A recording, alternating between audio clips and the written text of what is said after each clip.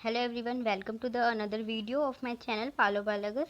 तो जैसे कि हम यहाँ पे क्लास 11th का चैप्टर 1 डिस्कस कर रहे हैं, जिसके मैंने पहले से 3 लेक्चर जो है वो प्रोवाइड कर रखे हैं। ये हमारा लेक्चर नंबर 4 है और ये लास्ट है। इसके बाद हमारा चैप्टर कंप्लीट होने वाला है। तो इस वीडियो में यानी कि इस लास्ट लेक्चर में हम क्या डिस्कस करने वाले हैं, यहाँ पे हम डिस्कस करेंगे टेक्सोनॉमिकल एड्स को। तो इसके पहले हमने बायनोमियल नॉमेनक्लेचर देखा, फिर क्लासिफिकेशन देखी, डिफरेंट हायरार्की लेवल्स देखे, फाइलम, क्लास, फैमिली सब देखा। अब ये सब हम देख रहे हैं टेक्सोनॉमिकल एड देखेंगे। इसमें हम क्या देखेंगे, टेक्सोनॉमिकल एड होते क्या है, वो टेक्निक्स होती है, प्रोसीजर एंड टेक्निक्स जो use to store and preserve the information as well as specimens. मतलब स्पेसिमेंस भी इसके अंदर आते हैं। मतलब टूल्स एंड टेक्निक या फिर प्रोसीजर्स होते हैं, कुछ प्रोसेसेस होती है जिसके अंदर हम इंफॉर्मेशन स्टोर करके रखते हैं regarding classification and different species. तो हम ये करेंगे क्यों, इसके लिए प्रोसीजर और टेक्निक्स हमें चाहिए क्यों। तो सबसे पहले हम ये देखेंगे जो टेक्सोनॉमिकल स्टडीज़ है वो क्यों चाहिए हमें। अलग अलग वेरियस स्पीशीज़ में जो प्लांट और स्पीशीज़ होती है ये सारे यूज़फुल होते हैं। क्यों, एग्रीकल्चर में, फॉरेस्ट्री में, इंडस्ट्री में, तो इन सारी जगह जो अलग अलग प्लांट स्पीशीज़ का जो है यूज़ है। जैसे आप एग्रीकल्चर मानोगे तो अब खेती करने के लिए बहुत सारे आर्टिफिशियल बायो मैन्योर हैं, बायो फर्टिलाइजर्स यूज़ होते हैं। तो उसके लिए भी स्पीशीज़ डिस्कवर होगी, उसका क्लासिफिकेशन होगा, उसके यूजेस देखेंगे। जो हम कहाँ से देखेंगे सारी चीज़ें, टेक्सोनॉमिकल स्टडीज़ के थ्रू। तो तभी तो वो यूज़ होगा। तो उसके लिए हमें टेक्सोनॉमिकल स्टडीज़ पहले करनी पड़ेगी of a particular species of plant and animals both. तो फॉरेस्ट्री में भी यूज़ होता है। फॉरेस्ट हम कितना कुछ लेते हैं प्लांट से, हम वुड, कितनी सारी इंपॉर्टेंट चीज़ें लेते हैं। फॉरेस्ट हमें ऑक्सीजन भी देते हैं प्लांट्स तो, और प्लांट के काफ़ी सारे जो सेकेंडरी मेटाबोलाइट्स होते हैं वो यूज़ करते हैं ह्यूमंस अपने यूज़ के लिए। तो इंडस्ट्रीज़ होती है, काफ़ी सारी मेडिकल इंडस्ट्री है। तो वो सारी भी किस पे डिपेंड है, इनडायरेक्टली प्लांट और एनिमल की स्पीशीज़ पे डिपेंड है। और वो उन सारी स्पीशीज़ को, जब कोई नई स्पीशीज़ डिस्कवर होगी, उसको कैरेक्टराइज करना पड़ेगा, उसका क्या यूज़ है। तो इन सारी चीज़ों के लिए हमें अल्टीमेटली क्या करनी पड़ेगी, टेक्सोनॉमिकल स्टडीज़ करनी पड़ेगी। तो टेक्सोनॉमिकल स्टडीज़ करने के लिए हमें जो भी स्पीशीज़ से रिलेटेड डेटा होगा उसको कहीं स्टोर करना पड़ेगा। लेट्स सपोज अगर कोई स्पीशीज़ ए है जो आज डिस्कवर हुई है, उसका फर्दर ABCXYZ जो भी यूज़ है, तो उसको हमने स्टोर कर लिया। जिस साइंटिस्ट ने डिस्कवर किया उसको पता है उसका यूज़। अब मान लो कोई और है जो अपने एग्रीकल्चर से रिलेटेड इसका यूज़ है या इंडस्ट्री से रिलेटेड इसका यूज़ है, और वो इसको यूज़ करना चाहता है इस स्पीसीज़ को अपने काम के लिए। तो वो क्या करेगा, उसको टेक्सोनॉमिकल की स्टडीज उसे कहाँ से करनी पड़ेगी। जब हमारे पास कोई स्टोर ही नहीं है, कोई इन्फॉर्मेशन में स्टोर नहीं करी, उस साइंटिस्ट को पता होगा। तो जब वो, इसीलिए हम क्या कहते हैं, जो इसने भी डिस्कवर किया है वो एक फॉर्मेट में, किस टेक्निक्स में या प्रोसीजर के थ्रू इस डेटा को या इन्फॉर्मेशन को रिलेटेड टू स्पीशीज़ वो स्टोर करके रख देगा, ताकि बाकी फर्दर किसी और को अगर ज़रूरत पड़ती है तो वो उसको स्टडी करने के लिए वो उस जगह से जाके जहाँ पे स्टोर है वहाँ से लेगा और टेक्सोनॉमिकल की स्टडीज़ कर लेगा। उसको जो नीड है उसके अकॉर्डिंग वो अपनी इन्फॉर्मेशन गेन कर लेगा।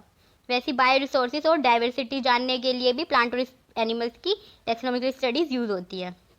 तो generally the collection of actual specimens, तो इसके अंदर क्या करते हैं हम, जो स्टोर करते हैं, जरूरी नहीं सिर्फ इन्फॉर्मेशन हो, हम स्पेसिमेंस को भी यूज़ कर सकते हैं या फिर पूरी प्लांट और एनिमल की स्पीशीज़ को भी स्टोर कर सकते हैं। तो एक्चुअल स्पेसिमन हो या तो प्लांट और एनिमल का, जो is essential is the prime source of taxonomical study. तो टेक्सोनॉमिकल स्टडीज़ के लिए हमें इन्फॉर्मेशन भी चाहिए होती है, और अगर प्लांट और एनिमल मिल रहा है लिविंग तो वो भी यूज़फुल है, या फिर उसका स्पेसिमन मिल रहा है यानी कि उसको मर गया लेकिन उसको प्रिजर्व करे उसी किसी पार्ट को, तो वो भी यूज़फुल है। तो टेक्सोनॉमिकल स्टडीज़ में हम अलग अलग टेक्निक्स में अलग अलग चीज़ें स्टोर करते हैं फर्दर यूज़ के लिए या स्टडीज़ के लिए। तो हम उसी को 1 बाय 1 डील करेंगे यहाँ पे।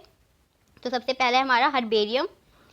तो हर्बेरियम में हम यहाँ पे क्या देखते हैं, हर्बेरियम जो है store house of collected plant species that the dry. तो इसके अंदर क्या यूज़ करते हैं हम, क्या स्टोर करते हैं। सबसे पहले आपको 2 पॉइंट याद करने हैं कि क्या स्टोर करते हैं और कैसे स्टोर करते हैं। सारे जो टेक्सोनॉमिकल एड में आपको यही देखना है। तो इसके अंदर हम प्लांट स्पेसिमन को स्टोर करते हैं, सिर्फ और सिर्फ प्लांट को, जिसको हमने क्या किया होता है, प्लांट स्पेसिमन को ड्राई करते हैं, प्रेस करते हैं और फिर प्रिजर्व करते हैं एक शीट के ऊपर। एक शीट के ऊपर हमने कोई स्पेसिमन, लाइक प्लांट का क्या हो सकता है पार्ट, रूट, लीफ या फिर कुछ भी हो सकता है। तो हमने अगर मान लो लीफ ले ली, तो लीफ को सबसे पहले हम ड्राई करेंगे, ड्राई कर देंगे प्रॉपर। बहुत दिन के लिए आपको कहीं पे रखना पड़ेगा दबा के, ताकि वो ड्राई हो जाए। फिर उसको प्रेस करेंगे, बहुत सारी सामान के साथ आप रख सकते हो या फिर बुक्स के साथ रख सकते हो। फिर उसको प्रिजर्व करोगे शीट पे एक फिक्स करोगे एक पोजीशन पे, और फिर उससे रिलेटेड आपको यहाँ पे इन्फॉर्मेशन देखनी पड़ेगी। और फिर ऐसे एक शीट बाय शीट क्या होगा, स्टोर होता रहेगा एक जगह पे। तो अलग अलग इसको फिर क्लासिफिकेशन के अकॉर्डिंग, अगर प्लांटी का है तो एनिमिलिया का तो होगा नहीं, प्लांटी के अंदर फर्दर क्लासेस होगी, एल्गी का होगा, ब्रायोफाइट का होगा। तो क्लासिफिकेशन के अकॉर्डिंग इस शीट्स को हम अरेंज करके रखते हैं। तो यहाँ पे आपको डायग्राम में दिखा हुआ है, ये एक हर्बेरियम का चित्र है। तो इस हर्बेरियम में अलग अलग हर्बेरियम शीट जो है ऐसे स्टोर कर रखे हैं। तो अब शीट पे जो हमने देखा, शीट पे इंफॉर्मेशन होती है, तो इंफॉर्मेशन क्या हो सकती है, उसकी डिस्क्रिप्शन होती है। तो हम फर्दर यूज़ के लिए इसमें से कभी भी कोई भी हर्बेरियम को निकाल के उसका डेटा या उसकी इन्फॉर्मेशन देख सकते हैं। तो अब इसके अंदर क्या क्या इन्फॉर्मेशन, डेट और प्लेस भी होती है कि कहाँ पे ये डिस्कवर हुआ, कहाँ से एक्सट्रैक्ट किया गया है कलेक्शन का।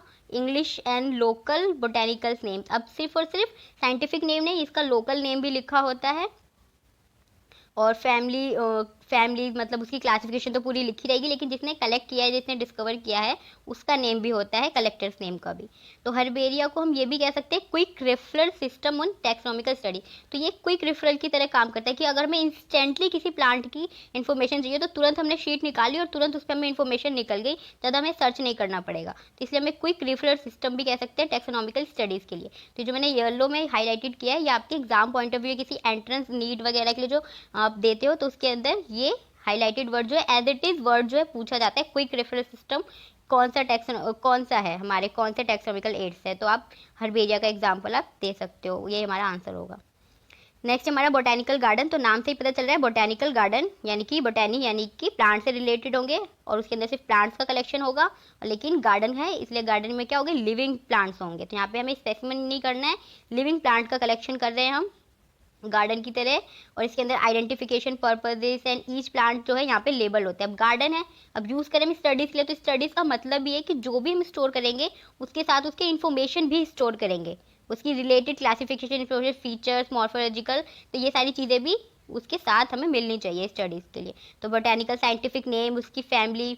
तो फेमस बोटेनिकल गार्डन जो है सबसे वो है इंग्लैंड में, क्यू पे, क्यू जो है वहाँ पे सिटी का कोई नाम है, सिटी जो इंग्लैंड के अंदर एक क्यू सिटी है, वहाँ पे फेमस बोटेनिकल गार्डन है। अब इंडिया की बात कर लेते हैं, इंडिया में भी है फेमस बोटेनिकल गार्डन, एक है हावड़ा में इंडिया में, and at national botanical research institute है एक, जो कि लखनऊ में है इंडिया में लखनऊ में है नेशनल बोटेनिकल रिसर्च इंस्टीट्यूट। तो ये भी आपका इंपॉर्टेंट है आपके exam point of view, entrance exam point of view से, ये पूछा जाता है कि नेशनल बोटेनिकल रिसर्च इंस्टीट्यूट कहाँ पे है, तो आप इसको मार्क करके रख सकते हैं।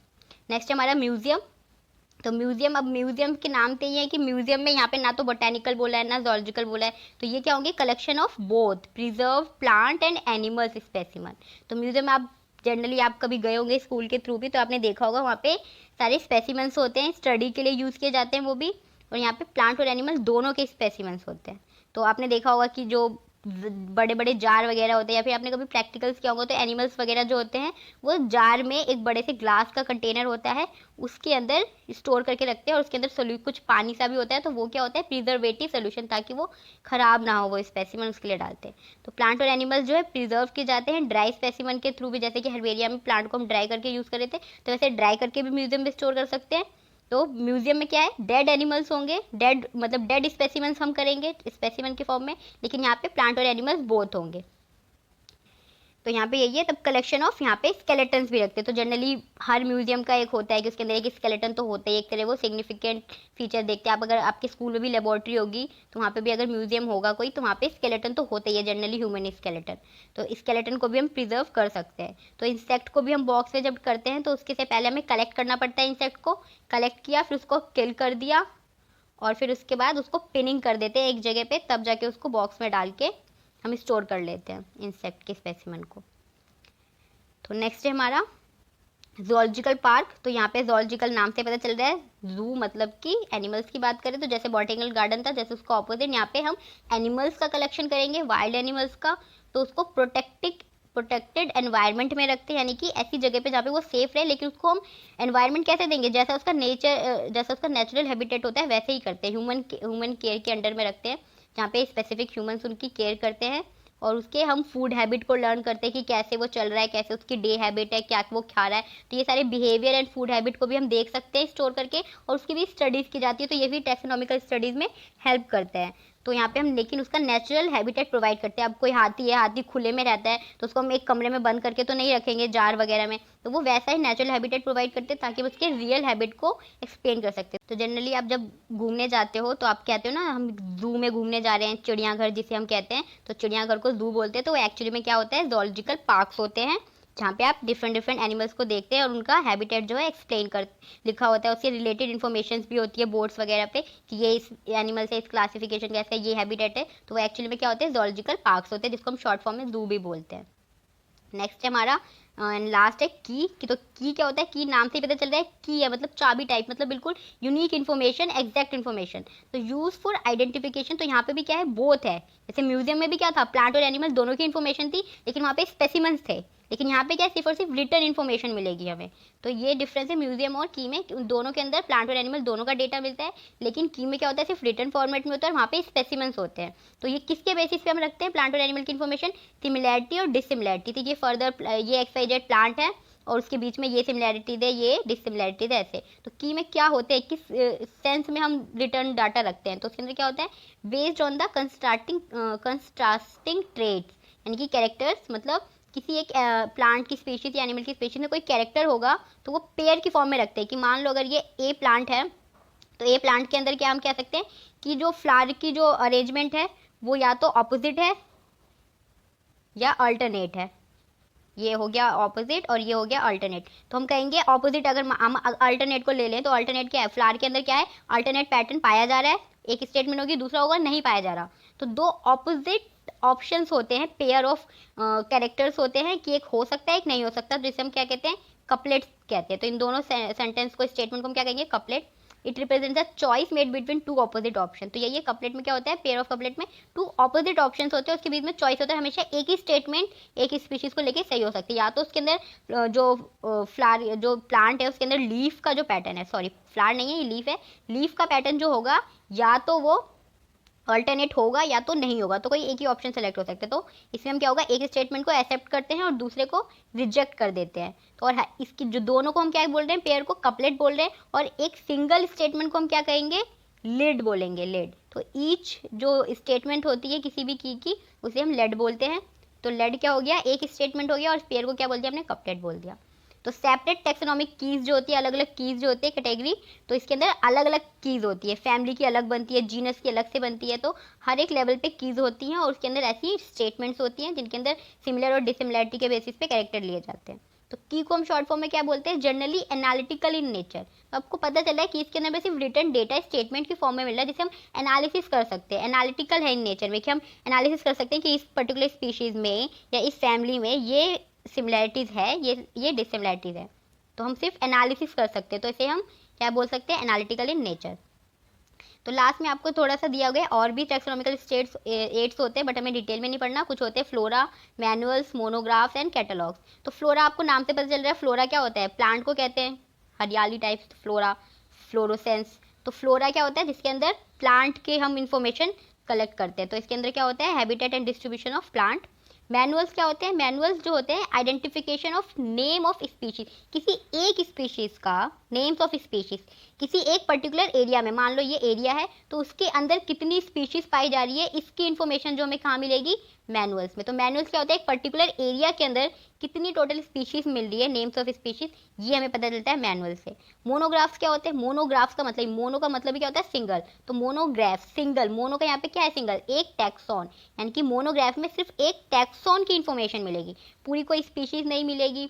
स्पीशीज लेवल पे हो सकता है, जीनस लेवल पे हो सकता है, तो ऐसा नहीं कि स्पीशीज जीनस सबकी मिलेगी, सिर्फ अगर अलग अलग टैक्सॉन की इन्फॉर्मेशन मिलेगी। या तो फैमिली, एक फैमिली की मिल गई, तो एक फैमिली क्या हो गया, एक टैक्सॉन हो गया। तो एक टैक्सॉन हमने कहा था ना, अलग अलग लेवल पे अलग अलग जो एग्जाम्पल है टैक्सॉन के हो सकते हैं। तो फैमिली अगर एक टैक्सॉन है तो फैमिली की इन्फॉर्मेशन मिल जाएगी। तो मोनोग्राफ मतलब अलग अलग सिंगल वन टैक्सॉन की इन्फॉर्मेशन अलग अलग मोनोग्राफ में पाई जाती है। तो एक मोनोग्राफ में आपको एक ही टैक्सॉन की इन्फॉर्मेशन मिलेगी। तो ये थे हमारे टैक्सोनॉमिकल एड्स। यहाँ पे हमारा चैप्टर जो है खत्म हो गया। आपको क्वेश्चन आंसर देख सकते हैं। अगर आपको कोई भी दिक्कत है क्वेश्चन आंसर में तो आप हमें कमेंट सेक्शन में पूछ सकते हैं। तो हम यहाँ पे कुछ जो मल्टीपल चॉइस है उसको हम डिस्कस कर लेते हैं, एक दो क्वेश्चंस को। यहाँ पे आपको जो की फीचर दिख रहा है, एक मैंगो का नेम क्या है, मैग्नीफेरा इंडिका हमने पढ़ा, लेकिन यहाँ पे क्या है, हमने नॉमेनक्लेचर में देखा था क्या रूल्स थे कि जीनस नेम जो होगा वो कैपिटल लेटर में होगा, लेकिन स्पीशीज नेम जो है पूरा का पूरा स्मॉल लेटर में होगा, कभी भी कैपिटल नहीं हो सकता। तो ये हमारा गलत होगा कि इसमें आई जाए कैपिटल में, यहाँ पे जो आई है स्मॉल लेटर में, तो ये हमारा सही होगा। अब यहाँ पे क्या, can you correct sequence of taxonomical category, तो आपने देखा था सबसे पहले क्या था, स्पीशीज था, तो ये सही है, ये भी सही जा रहा है स्पीशीज तक। फिर ऑर्डर नहीं, हमेशा क्या होगा, सबसे पहले नेम भी लिखते हैं तो हम पहले जीनस नेम स्पीशीज नेम, तो पीछे से जाते हैं जीनस, स्पीशीज, फिर क्या आता है हमारा ऑर्डर, फिर फाइलम, तो ऑर्डर के बाद फैमिली भी आ सकती है, तो यहाँ पे आपको जिस अकॉर्डिंग में लिखा है वैसे देखना है। तो स्पीशीज के बाद जीनस आता है, ऑर्डर आता है, फाइलम आता है, तो ये हमारा करेक्ट ऑप्शन हो जाएगा। डिफाइन एंड अंडरस्टैंड, तो ये सारी टर्म्स हमने सारी क्लासेस में डिस्कस कर रखी है, अलग अलग लेक्चर में आप जाके लेक्चर देखिए, आपको सारे चारों लेक्चर का जो लिंक है, प्रीवियस सारे लेक्चर का लिंक जो है डिस्क्रिप्शन में मिल जाएगा, तो आप वहाँ पे देखिए, हमने सब कुछ एक्सप्लेन कर रखा है, वहाँ पे सब आपको मिल जाएगा। तो सारे क्वेश्चंस के आंसर अब ऑलमोस्ट कवर हो जाएंगे लेक्चर में। फिर भी अगर आपको कुछ ना समझ में आए तो आप कमेंट सेक्शन में पूछिए। अगर वीडियो पसंद आई हो तो फ्रेंड के साथ शेयर कीजिए, लाइक कीजिए और चैनल को सब्सक्राइब कीजिए। Okay, thank you.